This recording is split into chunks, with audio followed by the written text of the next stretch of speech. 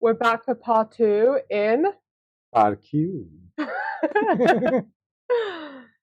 So, Risi asked me why I'm not being more controversial. So, Did I ask? now it's time to be more controversial because there's a lot we can go into in terms of sex, relationships, and more. So, let's start by, what's your view on the modern day relationship? Beg your pardon, did you say relationship? Good, yeah, that's the Shit. word. Ah, okay. I thought it's shit. Because ship sails, babes. Oh, Have you seen any relationships sailing? I've seen a few, yeah. I've seen most of them drowning, sinking. Oh. All these ships sink. Why you still insist on calling them ship? What did you call them instead? They are relationships. Oh, You I guess that's drown deeper and deeper into it. mm. That's So, why they say falling in love. yeah, of course. You should say falling in shit. The name is love, but the game is politics. Ooh.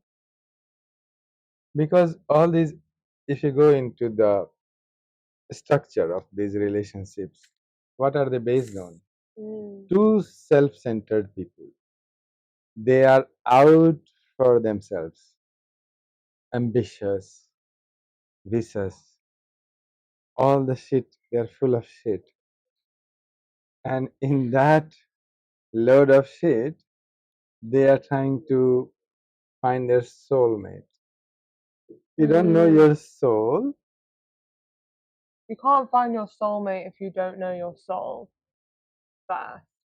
And Yes. actually, in our training, when Sarita was like, actually, the definition of a soulmate is when each of your chakras are aligned with that person, but you have to be aligned yourself first. At least you should have some kind of uh, like feeling about your chakras. How many people are aware of their own chakras? And people think chakras are bullshit. When I mention chakras, they're like, chakras. And I'm like, yeah, chakras. For them, it's bullshit. Yeah.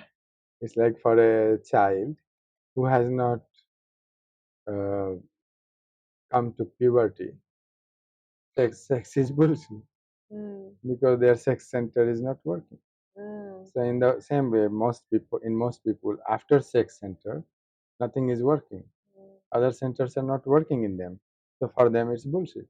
Yeah. You talk to a child who has no experience of sex, and you talk about sex. What's that? Their hormones are not working yet. So as the chakras become active in you, as they are alive, then only they become a reality for you, right? So that's what brings us to this topic of relationship. Think about two people absolutely drowned in their self-centered activities. They are not there to love you. They are out for themselves. Ego, all kind of mind games. They are out to fulfill their unfulfilled desires, ambitions, competition, comparison. All that is functioning in them. And with all that darkness, they want to have another uh, jewel added to their life, and that is love. But is love possible in that state of mind? Or would you say that that's not love, or would you say it's just a different type of love? It's not love. You can't say I'm little pregnant. But surely Either you're pregnant or you're not pregnant. Mm. So either you're capable of loving or you're not able to love. And as long as you are operated by your ego, I doubt that there is any possibility. when ego is operating in your life, it blocks the love. Like in fasting, when insulin is active, you can't access your own body fat. So when ego is operating, ego is active, you cannot access the love in your heart. And do you think that love is something that has varying degrees, or you think it's just like a yes or no type of Yes thing? or no. Either you are living in love, operating by the love, which is you, or you are operating by ego, which is ignorance. Ego is equal to ignorance, like darkness. Darkness is not something, it's the absence of light. Absence of love is ego. When love comes, ego disappears. When light comes, darkness disappears. You don't have to dispel, throw darkness out of room. Just bring light in and darkness disappears. The same way when love comes in, ego disappears. So love is something real, positive. Light is something real. You bring in and darkness is not found. When you bring love in, ego is not found anywhere. It was just absence of love. So ego and love cannot coexist. Light and darkness cannot coexist. Does it make sense? Yeah, darkness is just an absence of light, and ego is an absence of love. Wow, you got it. Yes. Now keep it well and share it. Okay, I am. I know.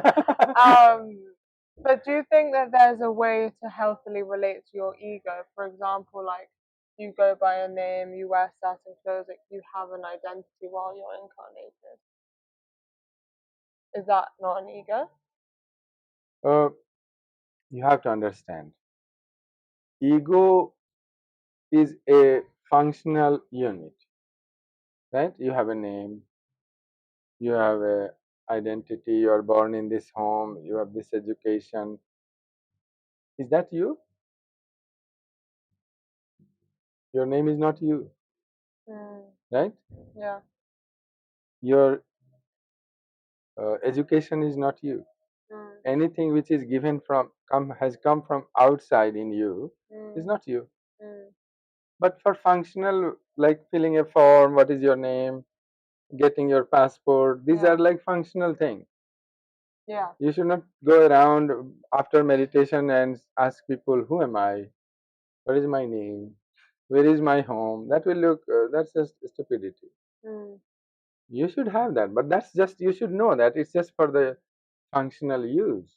It's not me. That's what I'm saying. It's not like if you meditate, you have no clue where you are, who you are, where is your home, how to catch a flight. You forget all the functional things. But that functional unit, which is created for working in the society, when you take that identity for real, that's when you're screwed. I see. Because then you don't try to know who you really are. So putting that aside, putting that on halt for a while in a retreat, and trying to find the real you is yoga and tantra. That who actually I am. That doesn't mean this will, you can pick it up later. But for a while, put it aside. To learn to not be attached to it anymore. You need to put it aside. It's just not you. Yeah. Just knowing that is enough. Just knowing it's not me. I am wearing this robe and I know that it's not me. I can take it off when I go home, then it has done its function. But if I think this robe is me and I cannot take it off, all the time I have to have glued to it, then I'm fucked. Good analogy. Same way, this body, I know I have this body, it has a function, but it's not me. If it was me, one day I was a child, I was in the. It's always changing. Yeah, it's always changing body. My mind, if I think it's me, then I'm screwed because it's constantly changing. What I was thinking a few days ago, I am not thinking today. My thoughts are changing, my feelings are changing, emotions are changing.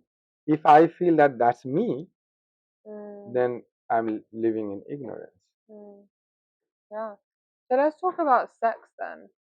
Um, what do you feel like the path of Tantra brings to your sex life? That people, I mean, obviously so much, but what do you think people need to know about what they're missing out on? You see, sex has two functions. It can give birth to a baby, Yes. and it can, and the same energy can give birth to you. Love that. When it is giving birth to a baby, then it's called intercourse. Mm. And when it gives birth to your inner being, Mm. then it's called Tantra. Oh!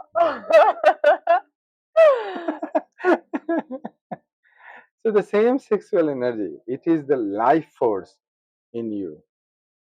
And all the religions are afraid of it Mm. because it can give birth to a very strong individual who will not be manipulated by religions, priests, and politicians. So they are very afraid of it. They know it somewhere inside them. It's a very powerful, it's your own atomic energy. It's so powerful that when it is put in the devotion to the divine, your sexuality becomes your prayer to the divine.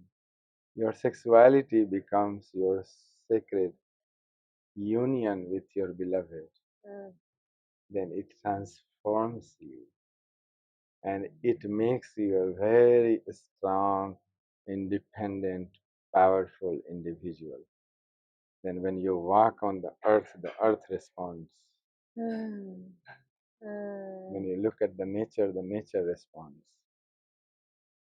When you look at the birds, the trees, the skies, the clouds, they respond to your love Mm. because you're constantly radiating that strong, powerful vibration of love. The whole earth responds to the whole universe responds to your love. Your love becomes so powerful, Mm. so infectious. It reaches and touches the heart of the universe. Mm. And it's not one way. Your love goes out and it comes back millionfold back to you. This is Mm. Tantra. Your whole individuality becomes magnetic. You become the powerhouse of love. Mm. Magnetic, magnetic, attractive. So yoga was made for the monks, the monastic life, and Tantra was made for the lovers. Mm. And we are combining these two. So when you have a beloved, go into Tantra. When you don't have a beloved, go into deep meditation. Mm. It's like two wings. Love and awareness are two wings of the bird. Mm. You need both the wings to fly high. Mm. Yeah. Mm. So sexuality is super consciousness. Sex is super consciousness. Mm.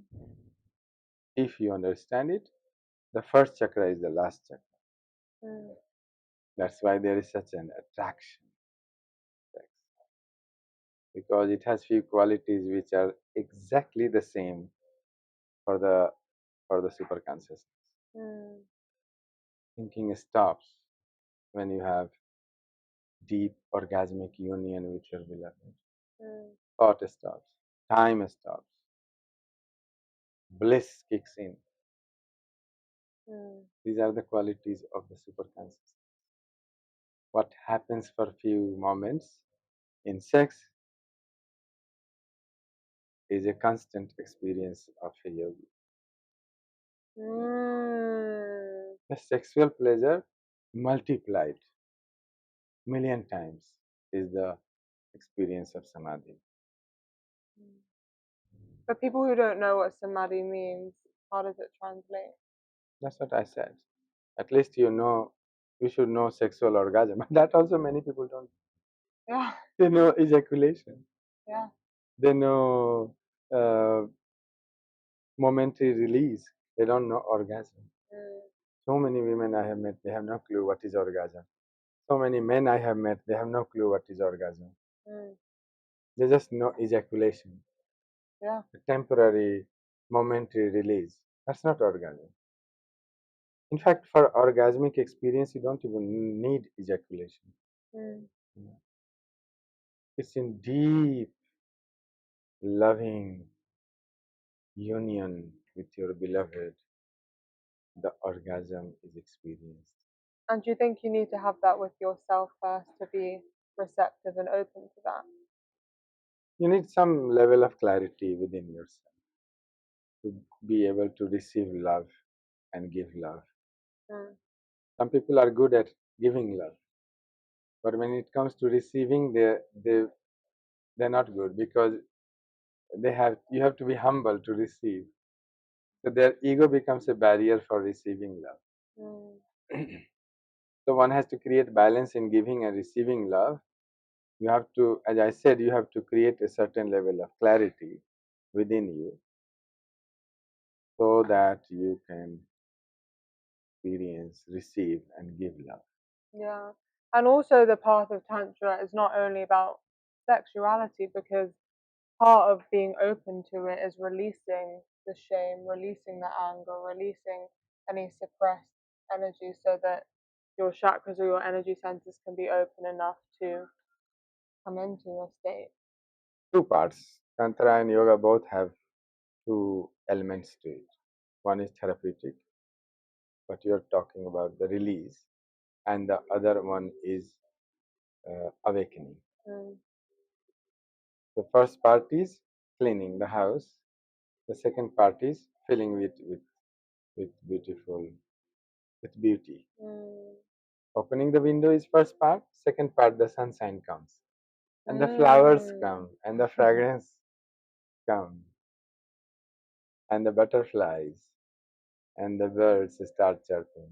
Mm, All the beautiful things grow in that light and clean space.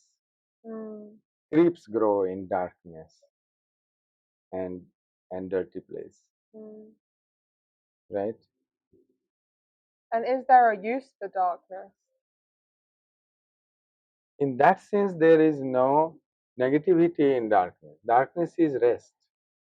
Mm, Be friends with darkness. Be friends with loneliness. Be friends with emptiness. Because when you stay at ease in darkness, the very darkness turns into luminosity. mm, So everything, there is no contradiction in life. Everything is supporting each other. mm, Darkness and light, mm, sex and love, super consciousness. They are not against each other. mm, The very sexual energy turns into super consciousness. The very love becomes your devotion, your mm, compassion. There's just different limbs, different stages mm, of your love. At the beginning, it is sex. At the end, it's devotion. mm, So there is no contradiction mm. in life.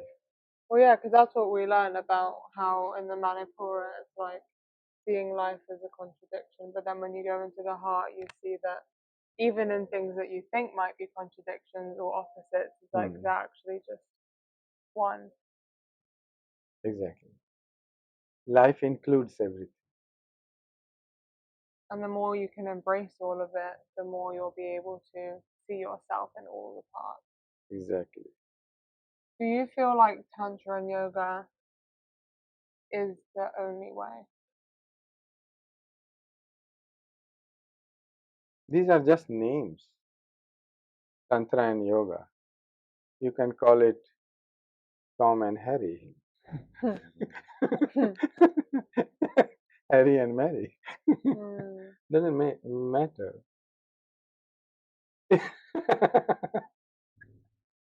Kiwi is laughing. It means nothing. Names mean nothing. Yeah. But the only way is you. Mm. It's it has never been any other way. Mm. The only way to yourself is to go within yourself, to dig deep within yourself. Mm. So if you're someone who has a longing Hmm. to find someone and Mhm. you want to explore the depths of yourself through a relationship and on the path of Tantra, but you haven't found someone, what do you say to someone who's wanting to attract someone into their life? What advice would you The give? first, according to Tantra, if you want to attract someone, the first thing is uh, be playful Mm. and drop the fear of rejection. Mm. When you want to meet somebody, and don't be so afraid of, or don't be so obsessed with, oh, I have to find the right person. Society has made us so like coward, Mm. and we take it so personally if somebody doesn't like you. Mm. You know. So Tantra suggests that okay, be very playful. Mm. Go express your feeling. Oh, I like you. I admire you. Can we spend some time together? Maybe take a walk together. It doesn't have to be sex all the time. Maybe take a walk together. Let's hang out. Let's cuddle. Your two grown-ups can decide what how you want to share your energy. Have a massage together. So that's another thing that Tantra practices give you. You become very comfortable with your body, Mm. with your emotions. If there is something between you two, it will click. Mm. But don't take sex so seriously. Like I see most people after sex, they are totally fucked up emotionally because sex has become part of the darkness of their mind. Mhm. It is not part of their meditation. So with Mm. sex, all the unconscious desires, darkness, traumas kicks in. The moment there is penetration, the whole game changes. You Mm. lose respect for the person because you have reduced that person as a body and you have reduced yourself as a body. Mm. So kind of it's a mutual disrespect starts developing after that. Mm. Don't make it that. Don't make a sex into something dark, Mm. something idiotic. Be playful. Mm. Enjoy it. Have Mm. fun. Mm. It's like a dance. Mm. When you dance with somebody, you don't make it into a emotional junk. Most Mm. people become emotional junkie around sex. Mm. It is such a big happening. Mm. If you dance with somebody, you shake hand with somebody, you don't make it such a big deal. But the moment you have some kind of sexual activity, you make it into such a big deal that the fun is lost. And Mm. these days, I've seen most people try to avoid sexual intimacy Yeah. because they feel like, oh my God, they can see the big ditch is waiting for them after sex. You don't want to talk to that person, you don't want to have message exchange with that Mm. person. And think about that person, how that person will feel. So rejected. Yeah. And they will take it very personally. So fucking you destroyed sexual pleasure for another human Mm. by your being emotional junkie. Most people are emotional junkie when it comes to sex. Mm. There is no playfulness, there is no joy, there is no fun. Mm. After all the fun, you go into that date and you come out totally like fucked up. You don't fuck, but you get fucked up. Yeah, and I think that's the thing. Like, there's so much trauma and so much darkness around it, and I think, especially women, like, as we know, women are more inclined to like the path of love and devotion.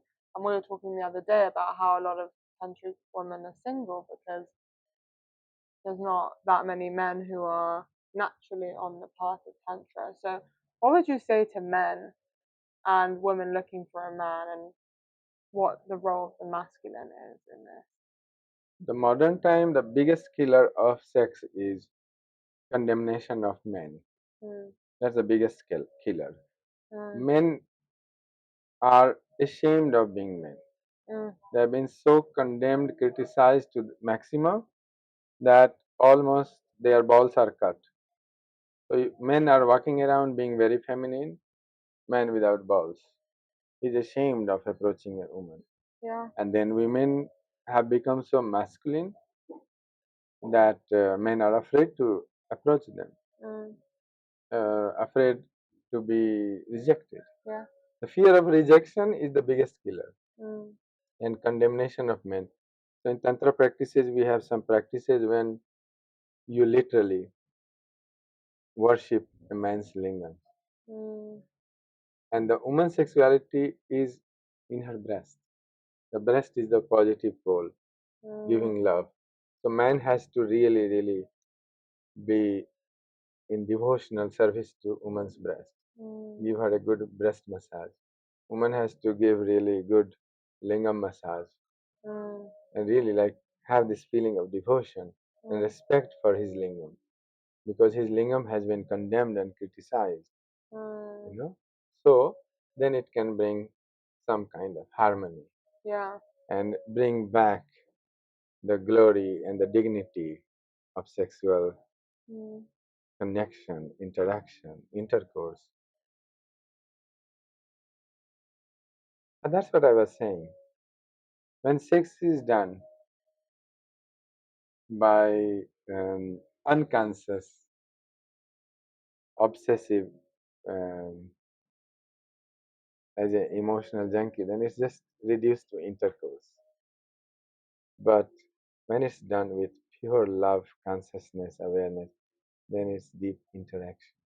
The interaction of energy turns on the the, the fun of intercourse.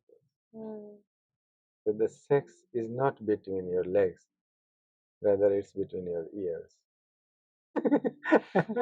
When you get turned on by somebody's intelligence, their interaction, their love, then your hormones get turned on. Yeah. And then you have a lot of fun in your intercourse.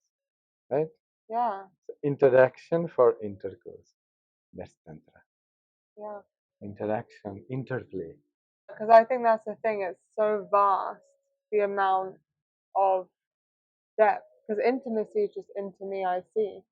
And so it's a way to come back to you and through the mirror of another person as well. So interaction, spiritual interaction, interaction of wisdom, interflow, overflow of love, interplay of energies, and then that becomes a foreplay. Interaction, right interaction is right foreplay. Yeah. And the overflow of love is the afterplay. How do you suggest to people to invite more play into their life? Because I think, as we know, people are very serious. So take seriousness as a disease. As long as you have any respect of seriousness, you're not going to be playful. It's not like you can be serious in everything in your life and just in sex you will become playful.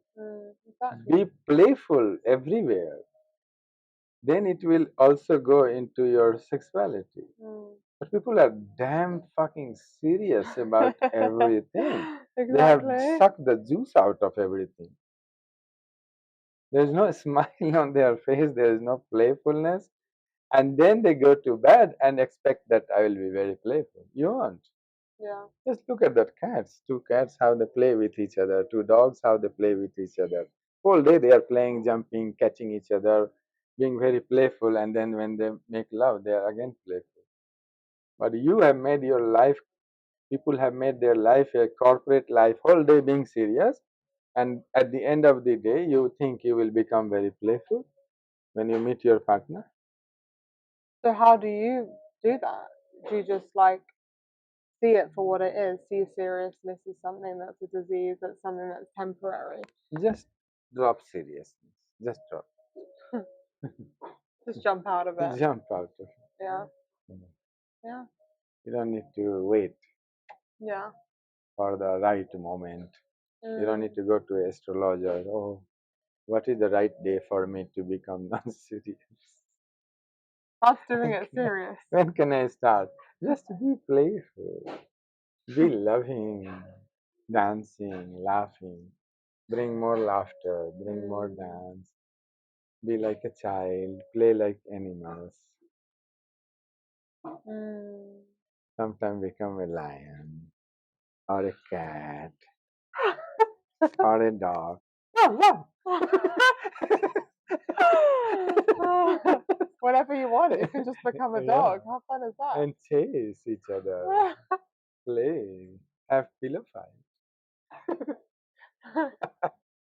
So, what are the effects of stress on sexual relationships, and how can yoga help? The stress will fuck up your hormonal system, so that will end your sexual career very fast. Correct. So drop stress. I already said be playful with life. Nothing is so serious. The world was going on very well without you. And when you are not here, still it will go on. Don't take so much load on your head. You know, yoga will certainly help your sexual life. Bring more oxygen in your life. Bring more fitness. Bring more alignment for enlightenment. Yeah, alignment in your life. Alignment for enlightenment. Fitness for Witness. Alignment for Enlightenment. Fitness for Witness. Yes. So when your body is aligned, your breath is aligned to your body, and your mind is aligned to your breath, and there is better blood circulation in each and every part of your body, and your cells and your mitochondria, everything is working perfectly.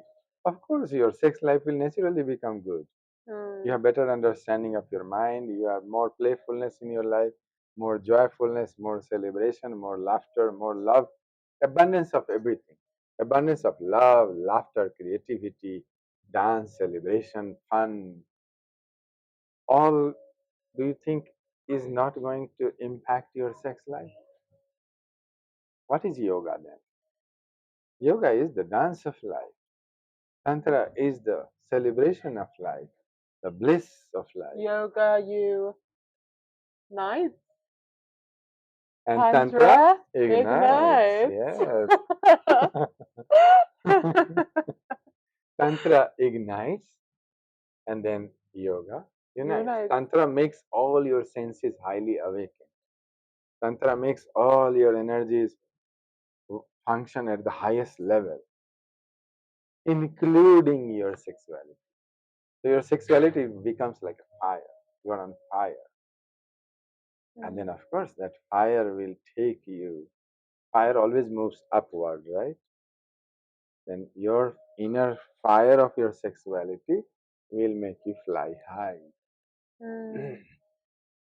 Amazing. And what would you say for people who are stuck in darkness because of their life, because of they're not living a life that's in alignment? Like, what would you say to do?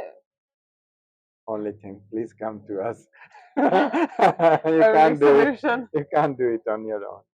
When you are stuck, ask for help. We will pull you out of your cave or your grave. Cave or grave? Maybe your made self-made grave. We'll pull you out. Don't worry. We have all the methods, techniques, dynamic meditation, all the cathartic methods. You will come out of it. Don't worry. But you need to take some steps. Come out, hang out with us, join our retreat, be with us. A little bit you do, and a little bit we do. Together we can make it happen. We're stronger together. Yes. Thank you very much. Thank you. Just come to us. Just come. Okay? Ding, ding, ding.